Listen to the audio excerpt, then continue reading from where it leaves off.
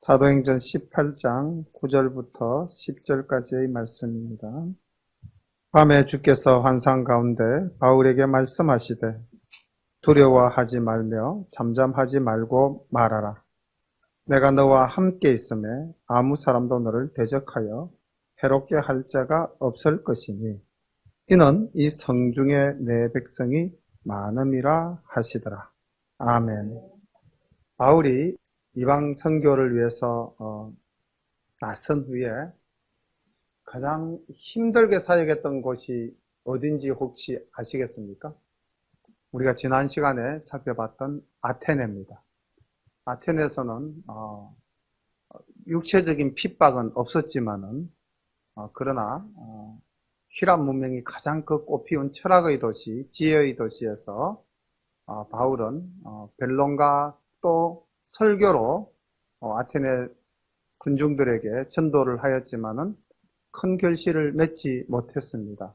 그리고 그때 또 바울과 함께 동역하는 이들이 없었죠. 실라와 디모데는 데살로니가에 남았고 바울 혼자서 이제 아테네로 내려왔지 않습니까? 그러다 보니까 바울이 이 고린도 사역도 그렇게 힘있게 하지 못했던 것 같아요. 사람이 이렇게 승승장구하다가 한번 탁 어려운 난간에 봉착하면은 기운을 잃는 경우가 있죠. 아마 바울이 이때가 그 때가 아니었던가. 우리가 고린도전서 2장 3절을 한번 찾아서 읽어볼까요? 고린도전서 2장 3절. 바울이 이 고린도를 갈 때에 어떤 심리 상태였는가를 나중에 세월이 지난 후에 에베소에 있을 때 이 고린도 교회에 편지할 때 그때 내 마음이 이러했다라고 이제 전하는 내용이 고린도전서 2장 3절에 나옵니다. 우리 함께 읽어보겠습니다. 시작. 내가 너희 가운데 거할 때에 약하며 두려워하며 심히 떨었노라. 세상에 바울 같은 사람이 이런 어떤 심리 상태로 고린도 사역을 했다는 것입니다. 그래서 제가 오늘 이 18장 들어가기 전에 먼저 고린도 전서 2장 3절을 읽은 이유가 바로 바울의 심리 상태나 환경이 이렇게 좀 고단한 상태였었다. 이걸 우리가 이제 알고 말씀을 함께 묵상하겠습니다. 1절부터 봅니다. 이후에 바울이 아텐을 떠나 고린도에 이르러 아굴라라 하는 본도에서 난 유대인 하나를 만나니 글라우디오가 모든 유대인을 명하여 로마에서 떠나라고 한 고로 그가 그 안에 브리스길라와 함께 이탈리아로부터 새로 온지라 바울이 그들에게 가매 업이 같으므로 함께 거하여 일을 하니 그 업은 장막을 만드는 것이더라. 안식일마다 바울이 회당에서 강론하고 유대인과 헬라인을 건면하니라. 실라와 디모데가 마게도냐로서 내려오매 바울이 하나님의 말씀에 붙잡혀 유대인들에게 예수는 그리스도라 밝히 증거하니 저희가 대적하여 해방하거늘 바울이 옷을 떨어 가로되 너희 피가 너희 머리로 돌아갈 것이요 나는 깨끗하니라. 이후에는 이방인에게로 가리라 하고 거기서 옮겨 하나님을 공경하는 디도 유스도라 하는 사람의 집에 들어가니 그 집이 회당 옆이라. 또 회당장 그리스보가 온 집으로 더불어 주를 믿으며 수다한 고린도 사람도 듣고 믿어 세례를 받더라. 1절부터 8절까지 내용을 보니까 바울의 선교 사역의 모습이 다른 지역에서의 사역과 좀 많이 다르다 하는 것을 볼 수가 있습니다. 바울이 이렇게 말씀을 힘차게 전가할 때 수많은 사람들이 주께로 돌아오더라 이런 내용들이 그 갈라디아 지역이나 아니면은 마게도니아 지역으로 넘어와서 데살로니가, 베레아 곳곳에서 성리의 사역을 했는데 이제 아테네에서부터 이 사역이 힘들어지기 시작해서 고린도에 이르기까지 여전히 힘든 모습을 보이고 있습니다. 우리가 여기서 이제 바울이 새로운 한 사람을 만나는데 그 이름이 아굴라 그리고 브리스길라입니다. 아굴라와 브리스길라 두 사람은 부부입니다. 우리 부부가 연합해서 하나님의 이 일꾼을 도와서 사역하는 참 아름다운 모습이 여기서 등장하는데, 이 아굴라 브리스길라 부부가 성경에 한 6번 정도 언급이 됩니다.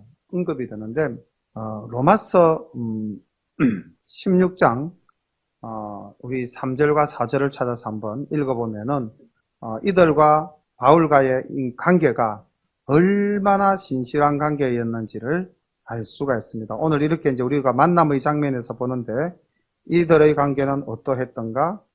로마서 16장 3절과 4절 말씀을 함께 보겠습니다. 사도행전 바로 뒤죠.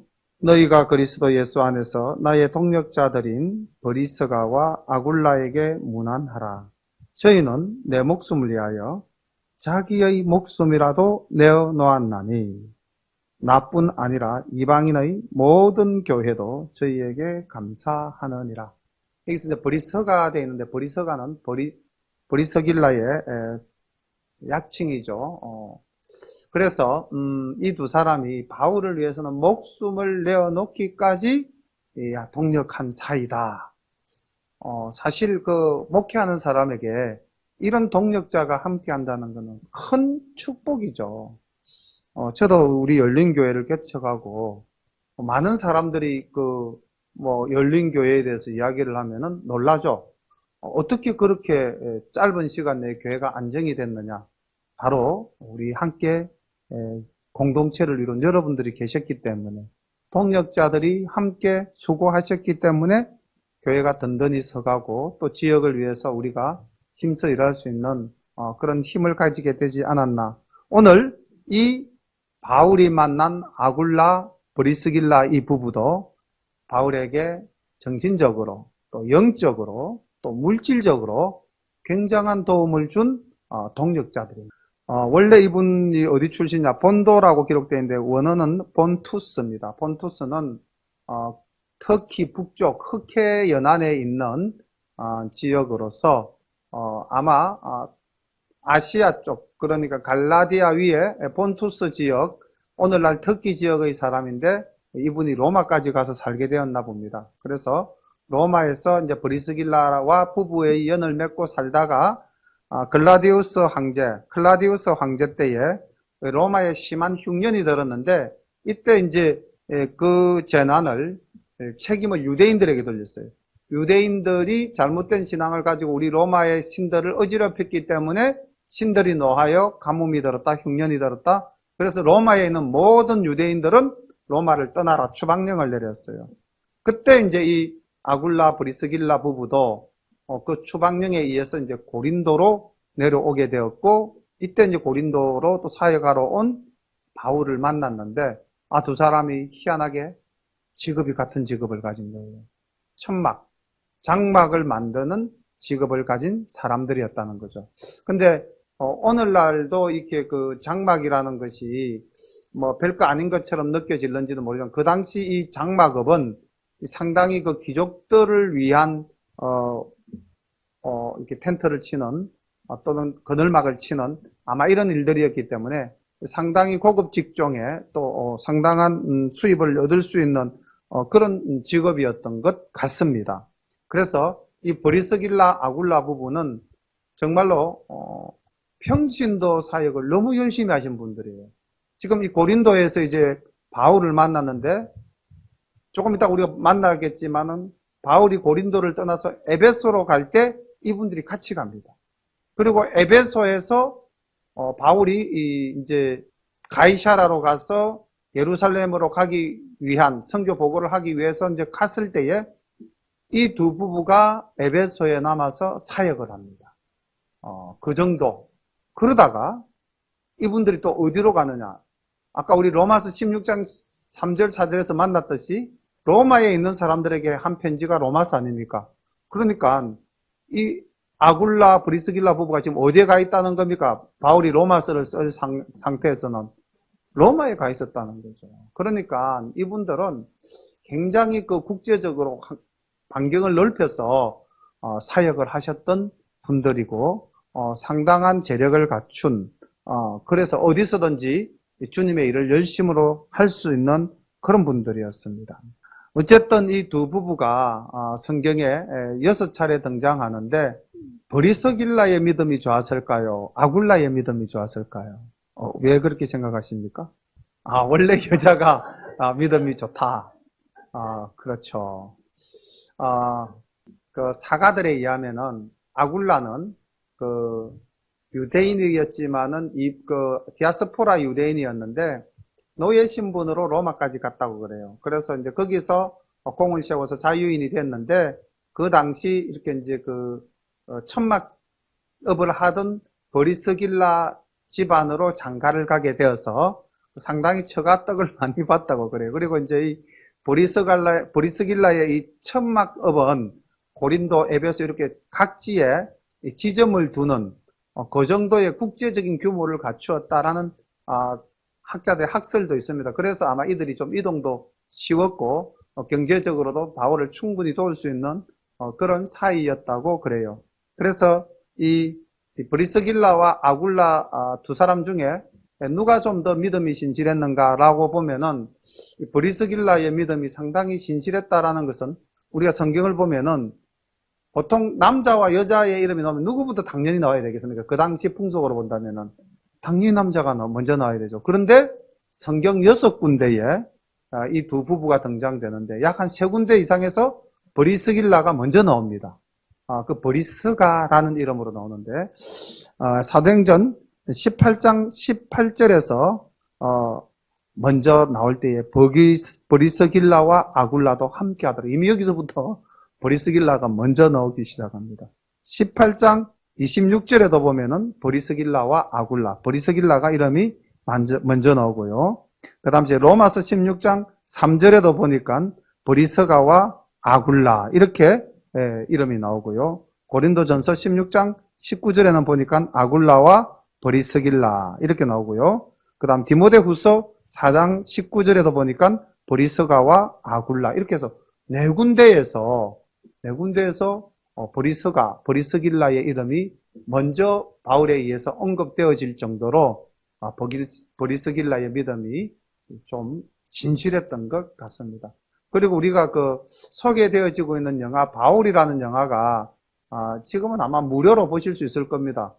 거기에도 보면 브리스길라 아굴라 부부가 얼마나 신실하게 사역을 하는지 또 그 영화에서 참 아름답게 그 부부가 묘사되어져 있습니다. 어쨌든 이런 분들을 바울이 고린도에서 만나서 같이 거하며 복음을 전거했는데 지금 5절 실라와 디모데가 내려오기 전까지 이 복음 전가하는 장면을 보면은 안식일마다 바울이 회당에서 강론하고 유대인과 헬라인을 권면하니 다시 말하면 복음을 전했다라기보다는 그냥 일상의 신앙생활을 하는 것 같은 모습을 보였습니다.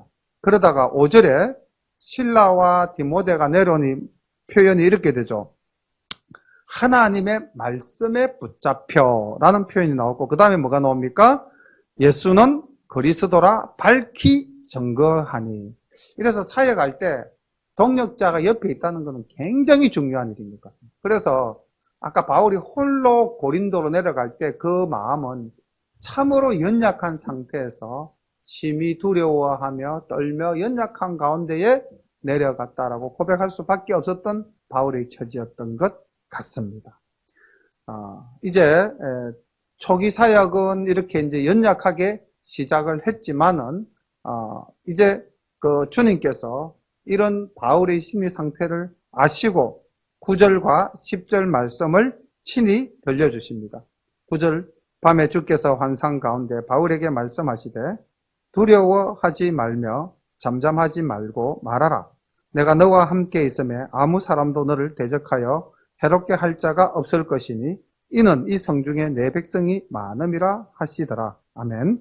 그러니까 바울이 굉장히 두려워했다는 거죠. 그리고 잠잠하였다. 즉 복음을 힘차게 증거하지 못했다는 겁니다. 왜? 나를 대적해서 해롭게 할 자가 이 고린도에 많을 것 같다라는 묘한 심리적 압박을 바울이 많이 받았던 것 같아요. 이게 또 그럴 수밖에 없었던 게 고린도라는 도시가 형성되게 된 배경을 보면은 로마 황제가 퇴역한 군인들을 집단 이주시키면서 만든 도시가 고린도고, 이 고린도는 그 당시 이 그리스 최고의 국제무역항이었고, 그리고 고린도에 아프로디테라는 여신을 섬기는 신전이 있었는데, 그 신전에는 약 1000명의 여자 사제가 있었다고 그래요. 여자 사제들이 하는 일이 뭐였겠습니까? 국제무역항, 뱃사람들이 많이 모이는 곳에 신에게 제사 지내고 난 다음 그들이 그 복을 받고 복을 비는 기원적 행위가 매음하는 거였겠죠. 그게 이 정도로 난잡하고 아주 포악한 도시, 항구라는 곳이 원래 또 좀 강팍한 사람들이 많지 않습니까? 그 바울이 가면서도 아마 이런 심적인 부담을 굉장히 많이 느꼈던 것 같아요. 그래서 그 고린도라는 도시의 상태가 어떠한가를 잘 알 수 있는 게 고린도전서 6장 9절 말씀에서부터 11절까지 말씀을 보면은 이 고린도라는 도시가 어떤 사람들이 모여 있었던 곳인지 잘 알 수가 있습니다. 고린도전서 6장 9절부터 11절까지의 말씀을 제가 봉독하겠습니다. 불의한 자가 하나님의 나라를 유업으로 받지 못할 줄을 알지 못하느냐? 미혹을 받지 말라. 그 다음부터 이제 고린도인들의 모습입니다. 음란한 자나 우상 숭배하는 자나 간음하는 자나 탐색하는 자나 남색하는 자나 도적이나 탐남하는 자나 술 취하는 자나 후욕하는 자나 토색하는 자들은 하나님의 나라를 유업으로 받지 못하리라. 너희 중에 이와 같은 자들이 있더니, 고린도 교회 안에도 이런 말을 할 수 없는 폐륜적인 신앙생활을 하는 사람들이 있었다는 것입니다. 너희 중에 이와 같은 자들이 있더니 주 예수 그리스도의 이름과 우리 하나님의 성령 안에서 씻음과 거룩함과 어렵다 하심을 얻었느니라. 그러니까 이런 사람들이 고린도 교회 안에도 있었는데 그들이 주님을 영접하여 하나님의 자녀가 되었다. 그러니까 고린도 교회의 믿음을 가지고 들어온 사람도 이랬는데 그 밖에 있었던 사람들은 어떤 사람들이었겠습니까? 그러니까 아마 바울이 굉장히 그 고린도 사역을 하면서 두려워하였고 또 복음 전거도 제대로 하지 못했다는 것을 바로 이 구절을 통해서 짧지만은 하나님이 책망하신 거죠. 두려워하지 마라. 그리고 잠잠하지 말고 말하라. 복음을 전하라. 이렇게 지금 명령하고 있는 것 아닙니까? 내가 너와 함께 있겠다. 그리고 아무도 너를 해할 자가 없을 것이다. 이 성에는 나에게 돌아올 나의 백성이 많다. 이렇게 주님께서 친히 말씀하셨습니다. 그래서 아마 바울이 이제 디모데 신라도 만났고 브리스길라 아굴라 동역자도 만났고 하나님의 말씀도 들었고 그래서 힘차게 복음을 전한 것 같습니다. 그 기간이 얼마? 1년 6개월 동안이나 고린도에 아주 오랜 기간을 머물렀죠. 11절 봅니다. 1년 6개월을 요하며 그들 가운데서 하나님의 말씀을 가르치십니다. 갈리오가 아가야 총독되었을 때에 유대인이 일제히 일어나 바울을 대적하여 재판자리로 데리고 와서 말하되 이 사람이 율법을 어기어 하나님을 공경하라고 사람들을 권한다 하거늘 바울이 입을 열고자 할 때에 갈리오가 유대인들에게 이르되 너희 유대인들아 만일 무슨 부정한 일이나 괴악한 행동이 있었으면 내가 너희 말을 들어주는 것이 가하거니와 만일 문제가 언어와 명칭과 너희 법에 관한 것이면 너희가 스스로 처리하라. 나는 이러한 일에 재판장 되기를 원치 아니하노라 하고 저희를 재판자리에서 쫓아내니 모든 사람이 해당장 소스데네를 잡아 재판자리 앞에서 때리되 갈리오가 이 일을 상관치 아니하니라. 아멘. 11절부터 이제 17절까지의 말씀을 보면은 역시 이 고린도에서도 환난과 핍박이 있었다는 것을 알 수가 있죠. 그리고 또 하나 여기서 굉장히 중요한 사실적, 우리가 그 신앙 고백할 때에 예수님께서 누구에게 고난을 받았다? 본디오 빌라도에게 고난을 받았다. 이렇게 기록되어 있잖아요. 신앙 고백하잖아요. 그죠? 이거는 어떤 의미입니까? 본디오 빌라도는 역사의 실존적 인물이죠. 그러니까 예수님은 실존적 인물로부터 재판을 받으신 거예요. 그렇지 않습니까? 역사적 사실을 증명하는 거죠. 예수님은 이 땅에 틀림없이 역사적으로 계셨던 분이었고 그분은 역사 속의 한 인물로부터 재판을 받으셨던 분이다. 이겁니다. 근데 이것도 마찬가지예요. 이 갈리오라는 사람이 역사에 남겨져 있기를 AD 52년부터 53년까지 아가야 총독으로 재임했다라는 역사적 문헌이 남아있어요. 그러니까 바울이 고린도에서 언제 복음을 증거했느냐? 52년, 53년경에는 바울이 어디에 있었다? 고린도에 있었다라는 것을 증명하는 역사적인 사실이라는 것입니다. 그래서 이제 이 바울이 이 고린도에서 이렇게 사역을 할 때에 역시 그 유대인들은 하나님의 복음, 다시 말하면 예수 그리스도의 복음이 증거되는 것을 철저히 해방하는 사람들이었습니다. 우리가 이런 걸 보면 참 복음을 증거하는 자가 고난을 받는, 심리적 압박을 받는 그 원인이 교회 바깥 사람에게 있습니까? 교회 안 사람에게 있습니까? 교회 안 사람 안에 있다는 거죠. 이거 우리가 좀 깊이 생각해 봐야 될 문제라고 저는 생각을 합니다. 교회가 하나가 되어야 되는데 교회가 하나가 되지 못한 거죠. 다시 말하면 복음이 하나가 되어야 되는데 복음이 하나가 되지 못했다는 거죠. 진리가 하나가 되어야 되는데 진리가 하나가 되지 못했다는 겁니다. 만약에 교회 안에 A그룹의 여론이 있고 B그룹의 여론이 있다면 이 교회는 두 개의 교회가 되는 거죠. 한 교회 안에. 그럼 그 두 개의 교회가 서로 화합하겠습니까? 싸우겠습니까? 통상적으로 싸웁니다. 그래서 교회는 무조건 몇 개가 돼야 됩니까? 하나가 돼야 됩니다. 왜냐하면 교회의 주인은 몇 분이십니까? 한 분 그리스도입니다. 그리고 우리는 그분의 각 지체입니다. 그래서 손이 눈을 보고 눈이 코를 보고 코가 귀를 보고 말할 수 있습니까? 각자의 달란트가 다 다른데 그거 인정해야 되지 않습니까? 우리 김현숙 권사님하고 10주간 새가족을 하면서 그 굉장히 자주 주고받았던 말이 다르다와 틀리다라는 말이었어요. 다르다와 틀리다라는 것은 정말 다르죠. 틀리다는 것은 맞고 맞지 않고를 따진다. 옳다 그르다. O와 X를 가르는 것이 틀리다의 개념 아닙니까? 틀리다 그러면 잘못됐다 이 말이지 않습니까? 근데 교회 안에서 틀리는 일이 있을 수 있어요, 없어요? 교회 안에서는 지체 간에 틀린 일이 어디 있을 수가 없습니다. 틀렸다라고 말하는 그 순간에 정죄가 들어가는 겁니다. 당신의 생각과 나의 생각이 다르다라고 우리는 존중해야 됩니다. 손이 하는 일과 발이 하는 일이 손이 발 보고 너 틀렸어 이렇게 말할 수 없잖아요. 발은 발로서의 기능을 하는 거고 손은 손으로서의 기능을 하는 거예요. 다 똑같을 수가 없잖아요. 손이 천개만개되고 눈과 코가 귀가 없다면 그게 정상인이겠습니까? 아니잖아요.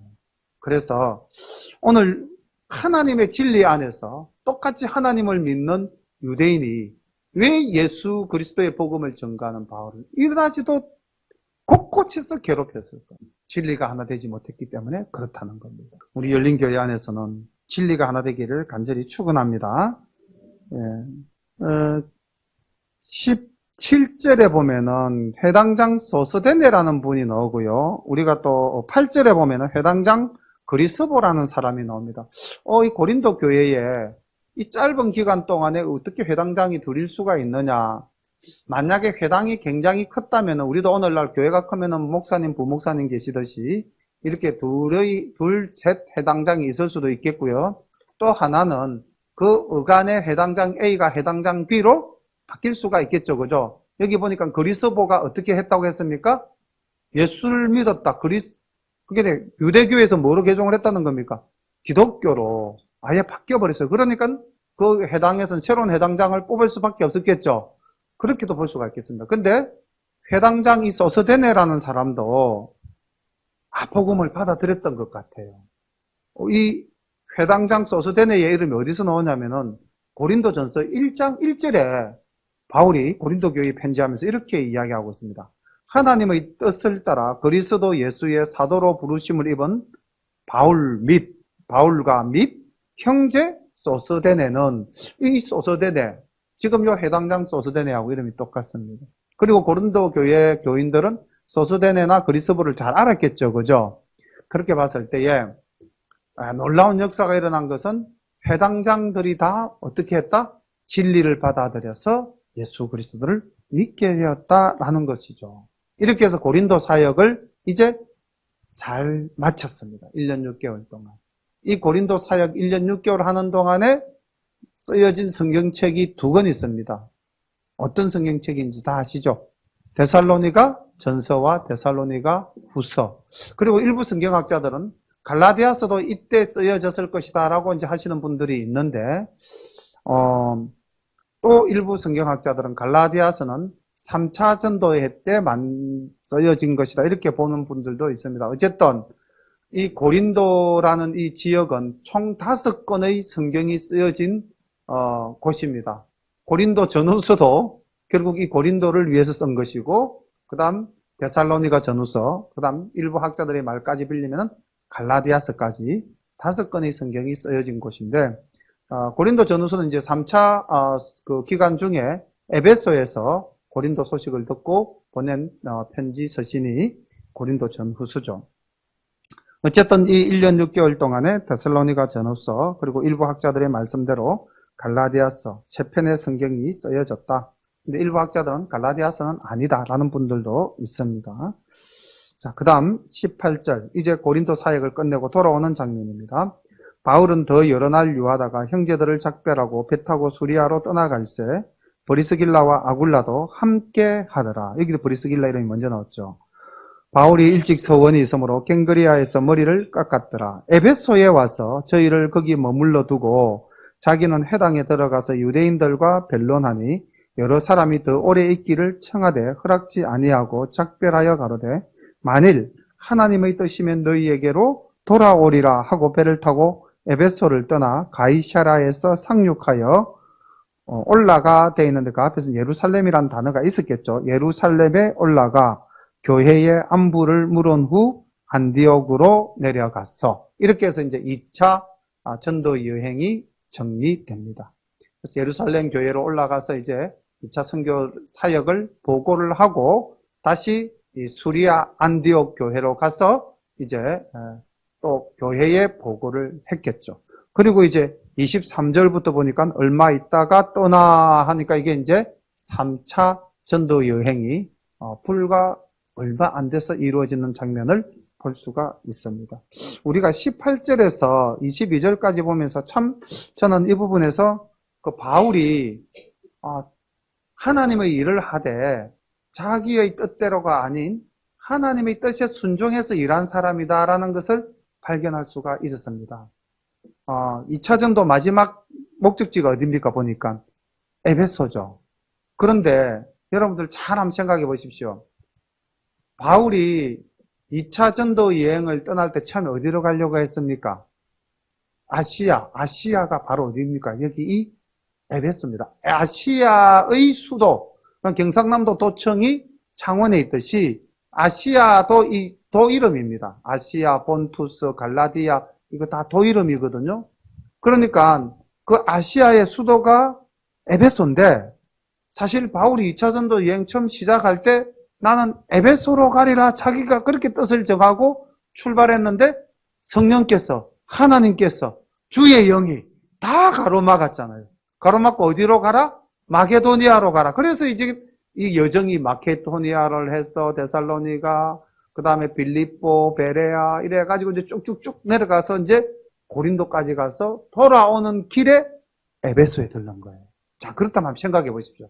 이 에베소라는 곳에 갔을 때 바울의 마음은 어땠을까요? 내가 처음부터 오고 싶었던 곳. 그러면은 여기서 복음을 전하고 싶은 욕망이 있을까요? 없을까요? 있을 거예요. 틀림없이 있을 거예요.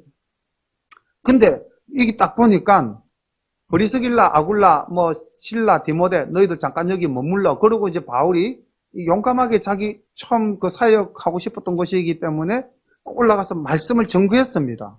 그러니까 많은 사람이 20절에 보니까 여러 사람이 더 오래 있기를 청하였다. 복음이 뭔가 먹혀 들어가고 있는 거 아닙니까? 그죠? 그런데 바울이 어떻게 이야기합니까? 아니다. 지금은 때가 아니다. 자기가 판단한 것이 아니죠. 여기 뭐라고 그랬냐면 하나님의 뜻이면 너희에게 돌아오리라. 이게 지금 내가 여기에 오래 머무를 수 없다는 겁니다. 내 욕심으로는 머물고 싶을지 모르지만 하나님의 뜻은 이제 빨리 너가 예루살렘으로 올라가서 이 사역 보고를 해라. 이것이 바울의 마음속에 있는 성령님의 역사였어요. 그래서 저는 이 부분을 보면서 하나님의 일을 할 때는 내 뜻대로가 아니구나.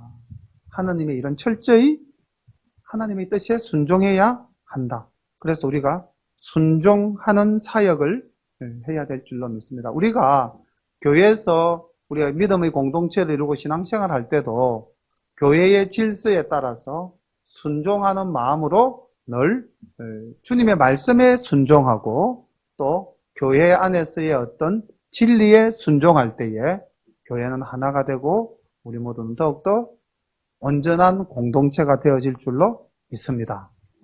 그래서 저는 이제 이 2차 사역이 여기서 이제 끝났는데 그 2차 사역이 끝나는 이 마지막 고린도 사역과 에베소 사역을 보면서 두 가지를 주제어로 정했습니다. 혹시 감을 잡으셨는지 모르겠는데 첫 번째 주제어가 뭐겠습니까? 조금 전에 드렸던 말씀을 가지고 본다면 순종이죠. 겸손과 순종입니다. 첫 번째 주제어는 우리가 하나님의 일을 할 때에 겸손하게 주님의 말씀에 순종하는 자세를 취해야 된다. 나의 주장을 내세워서는 안 된다는 겁니다. 나의 주장을 내세우는 것은 교만이지 않습니까? 그래서 겸손과 순종, 이것이 첫 번째 메시지가 되겠고 또 하나의 메시지는 뭘까요? 힌트, 브리스길라와 아굴라, 힌트, 디모데와 실라, 동력자입니다. 사역에는 누구보다도 동력자가 중요하다. 그래서 혼자 잘난 사람은 없습니다. 아무리 목사가 잘나도 성도들의 동력이 없으면은 그 목사는 목회를 할 수가 없어요. 바울이 얼마나 위대한 인물입니까? 교회의 역사를 본다면 예수님 다음으로 정말로 그 교회의 교리나 교회의 확장이나 이 모든 일에 바울만한 사람이 없잖아요. 그런데 이 바울도 혼자 아테네에 떨어뜨려 놓고 혼자 고린도에 떨어뜨려 놓으니까 제대로 일을 못했잖아요. 브리스길라 아굴라를 만났지만 힘을 못 썼어요. 디모데와 실라가 오니까 그때서야 비로소 하나님의 말씀에 붙여여 담대히 예수는 그리스도라 증거했다. 이렇게 나타나 있지 않습니까? 그래서 열린교회도 마찬가지입니다. 우리 성도님들이 저를 돕지 않고 목회를 함께 한다는 개념 없이 우리가 신앙생활을 한다면은 교회는 성장할 수가 없는 겁니다. 목회는 목사님이 하는 것이 아니라 우리가 함께 하는 것이다. 이럴 때에 열린교회가 더욱더 아름다운 교회로 성장해 나갈 줄로 믿습니다. 그래서 동력과 순종, 이것이 우리 이 18장에서 주는 가장 강력한 메시지가 아닌가, 저는 그렇게 정리를 해보았습니다. 그리고 이제 23절부터 사실 3차 전도 여행이 시작되는데 3차 전도 여행이 시작되기 직전에 이 바울이 떠나온 에베소에서는 어떠한 일이 있었던가 하는 것을 엿볼 수 있는 일종의 사파 같은 내용이 기록되어져 있는 것이 23절부터 28절까지의 말씀인데 여기도 놀라운 은혜가 하나 숨겨져 있습니다. 보겠습니다. 23절, 얼마 있다가 떠나 갈라디아와 버루기아 땅을 차례로 다니며 모든 제자를 굳게 하니라. 바울은 3차 전도 여행을 떠났습니다. 그 다음 다시 에베소 부분입니다. 24절, 알렉산드리아에서 난 아볼로라 하는 유대인이 에베소에 이르니 이 사람은 학문이 많고 성경에 능한 자라. 그가 일찍 주의 도를 배워 열심으로 예수에 관한 것을 자세히 말하며 가르치나 요한의 세례만 따름이라. 그가 회당에서 담대히 말하기를 시작하거늘 브리스길라와 아굴라가 듣고 데려다가 하나님의 도를 더 자세히 풀어 이르더라. 아볼로가 아가야로 건너가고자 하니 형제들이 저를 장려하며 제자들에게 편지하여 영접하라 하였더니 저가 감에 은혜로 말미암아 믿은 자들에게 많은 유익을 주니 이는 성경으로서 예수는 그리스도라고 증거하여 공중 앞에서 유력하게 유대인의 말을 이김일러라. 아멘. 여기 지금 새로운 인물이 하나 등장했습니다. 아볼로입니다.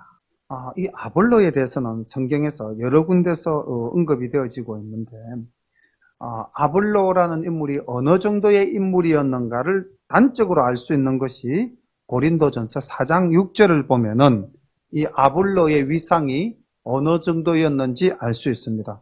고린도전서 4장 6절을 한번 찾아서 보겠습니다. 형제들아, 내가 너희를 위하여 이 일에 나와 아볼로를 가지고 본을 보였으니 이는 너희로 하여금 기록한 말씀밖에 넘어가지 말라 한 것을 우리에게 배워 서로 대적하며 교만한 마음을 먹지 말게 하려 함이라. 아멘.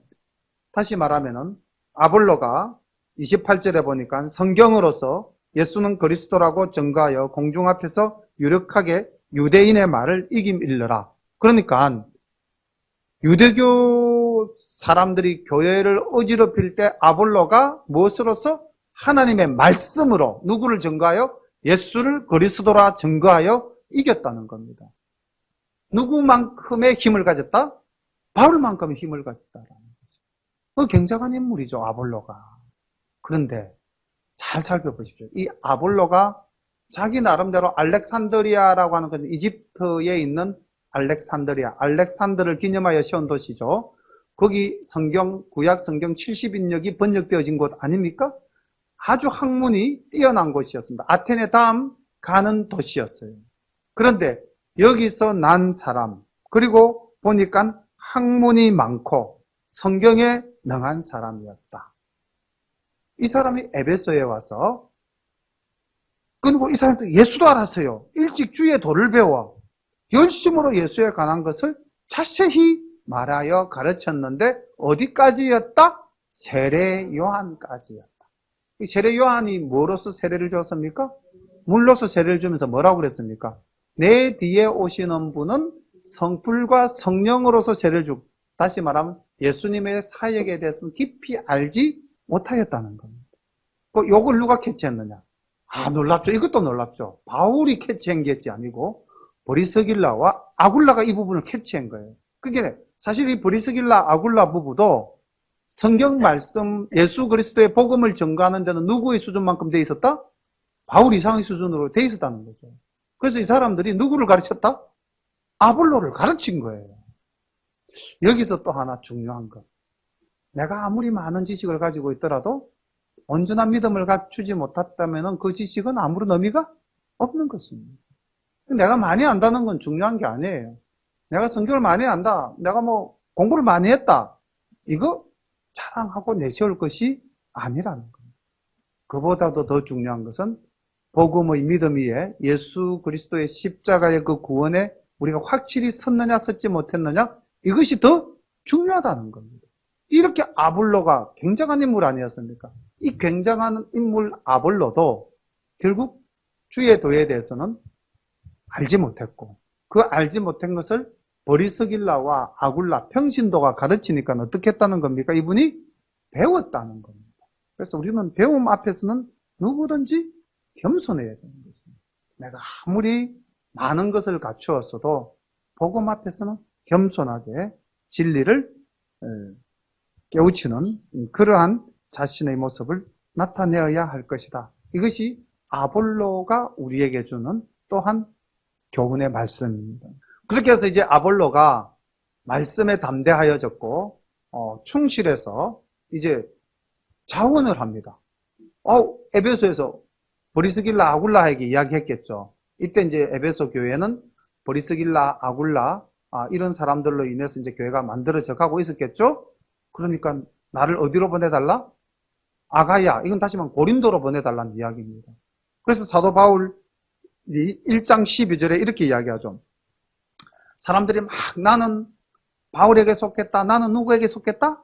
아볼로에게 속했다, 나는 게바에게 속했다, 나는 예수에게 속했다, 막 이런 표현들 나오잖아요. 이미 아볼로파가 교회 안에서 만들어졌다니까요.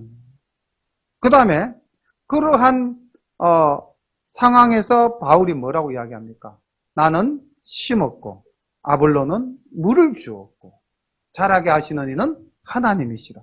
그러니까 그 아볼로의 사역에 대해서는 이 고린도에서 굉장한 사역을 했다는 것을 바울이 간접적으로 다 증거해주고 있잖아요. 그리고 바로 이 27부 7절에서 고린도로 건너가고자 하니 형제들이, 여기서는 브리스길라 아굴라가 되겠죠.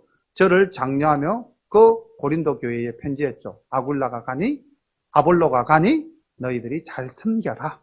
이제 그래서 아볼로가 거기 가서 사역을 담대하게, 여기 보면 믿은 자들에게, 바울이 씨를 뿌려서 만들어 놓은 교회에 믿은 자들에게 많은 유익을 주었고, 성경 말씀을 가지고 풀어서 예수는 그리스도라고 증거하여 교회 안을 어지럽히던 많은 유대인들에게 온전한 가르침을 주었다. 이것이 이제 아볼로의 사역을 하나, 에베소에서 일어난 일을 사파처럼 끼워 넣어 놨습니다. 그리고 이제 아까 우리가 잠시 봤던 23절 내용이 바로 19장에서 이제 이어져 가게 되는 것입니다. 사실은 바울의 3차 전도 여행은 이제 이 에베소가 중심 무대가 됩니다. 에베소가 중심이 되고, 에베소에서 사역하면서 또 고린도 전후서라든지 또 많은 서신서를 남기게 되고, 또 많은 이적을 베풀게 되는데, 우리가 이제 앞으로 19장에서 또 그런 부분들을 찾아보겠습니다. 사실은 이제 지금 여기서 우리가 데살로니가 전후서로 넘어가야 되는 것이 이 성경을 바르게 보는 법인데, 좀 고민을 조금 하겠습니다, 제가. 그리고 또 하나 고민할 것은, 우리가 지금 수요 예배 때 신약을 하고 주일 예배 때에 그 구약을 하는데, 이 순서를 주일 예배 때에 이제 이 데살로니가부터 시작을 할까, 아니면 지금 예레미야가 끝났기 때문에, 근데 또 예레미야 애가가 바로 예레미야랑 막 직접적으로 관계가 있는 부분이라서 어떻게 할까, 그 부분도 지금 제가 기도하면서 고민하고 있는 부분이긴 한데, 어쨌든 만약에 다음 주에 이제 우리가 말씀을 하게 되면은 데살로니가 전서를 여기서 이제 18장에서 끊고 데살로니가 전서로 넘어가겠습니다. 바울이 어디에 있을 때? 고린도에 있을 때에 데살로니가에서는 무슨 일이 있었던가? 그리고 그 데살로니가 지역에 바울이 아테네, 베레아에서 배를 타고 아테네로 내려가면서 누구를 두고 내려갔죠? 디모데와 실라를 두고 갔죠. 그 디모데와 실라가 지금 데살로니가에서 사역을 하고 있겠죠. 바울이 아테네, 고린도에서 좀 고전하고 있을 때에 이제 그 데살로니가 교회의 소식을 바울에게 전했어요. 그래서 바울이 그때 그 마음을 가지고 데살로니가 교인들에게 쓴 편지입니다. 그래서 우리가 이 사도행전 18장에서 우리는 데살로니가 전서 후서로 넘어가게 되겠습니다. 우리 구약할 때 열왕기서 하면서 막 선지서로 넘어갔잖아요. 그죠? 동일한 논리로 성경이 시간 순서에 의해서 전개되는 형식대로 설교 말씀을 그렇게 이어가도록 하겠습니다. 오늘 우리는 18장 내용에서 바울의 많은 동력자들, 그래서 바울은 결코 홀로 일할 수 없는 존재였다. 그 누구도 하나님의 일은 홀로 할 수 없다. 함께 동력하는 동력자들이 힘을 합칠 때 하나님의 역사는 더 아름답게 일어나더라. 이거 우리 하나 배웠고요. 또 하나는 뭡니까? 내 뜻대로가 아니라 주님의 뜻대로. 우리 모두의 생각이 그래야 될 줄로 믿습니다. 주님의 뜻대로. 그래서 나를 죽이고 우리가 주님 중심으로 살고자 하지 않습니까? 하나님과 나와의 관계도 마찬가지지만은 특별히 교회 안에서 지체를 서로 대할 때, 형제 자매를 대할 때에 내 생각대로라면은 상대가 틀렸다고 생각들는지 모르지만은 틀린 것이 아니라 뭐다? 다르다. 다르다라고 말할 때는 상대방에 대한 존중이 들어가 있는 겁니다. 상대방에 대한 배려가 들어가 있는 겁니다. 틀리다 했을 때는 상대방에 대한 존중, 배려 아무것도 없습니다. 모든 기준이 누구에게 있는 겁니까? 나에게 있는 겁니다. 그래서 우리 열린교회 성도님들은 성숙된 자세로 틀리다라고 말하는 분들이 아니라 다르다라고 말하는 우리 열린교회 모든 성도님 되시기를 축원합니다. 기도드리겠습니다. 하나님 우리 아버지 은혜를 감사드립니다. 오늘 사도행전 18장 말씀을 통해서 바울이 아테네에서 고린도로, 고린도에서 에베소로 이동하면서 주님의 복음을 전하는 아름다운 모습들을 보았습니다. 하나님, 혼자서는 아무것도 할 수 없다고 고백하는 모습 보였고, 그럴 때 주님께서 우리를 버려두지 아니하시고 우리에게 새 힘과 능력을 주시는 장면 또한 만나보았습니다. 하나님 또한 그뿐만이 아니라 연약한 목회자를 돕는 또 수많은 아름다운 동력자들의 모습도 바라보게 되었습니다. 아버지 하나님, 바울이 에베소에 도착했을 때에 얼마나 그곳에서 복음을 전하고 싶었겠습니까? 그러나 아버지의 뜻대로 행함으로 겸손히 자기를 내려놓는 순종하는 모습도 보았습니다. 하나님, 에베소에 온 아볼로라는 젊은 청년이 많은 지식과 경륜, 모든 것을 갖추었지만 그리스도를 아는 복음이 연약했을 때에 보리스길라와 아굴라의 지도를 겸손하게 받아들이는 모습 또한 보았습니다. 하나님, 우리 모두가 늘 겸손하고 하나님 앞에 순종하며 하나님 서로 힘을 합하여 주의 일에 힘쓰는 우리 모두가 될 수 있도록 우리 열린교회를 하나님께서 복 주시기를 바라옵고, 우리 모두가 또 하나님께 영광과 찬양을 올려드리기를 원하오며, 이 모든 말씀 예수님의 이름 받들어 기도드리옵나이다. 아멘.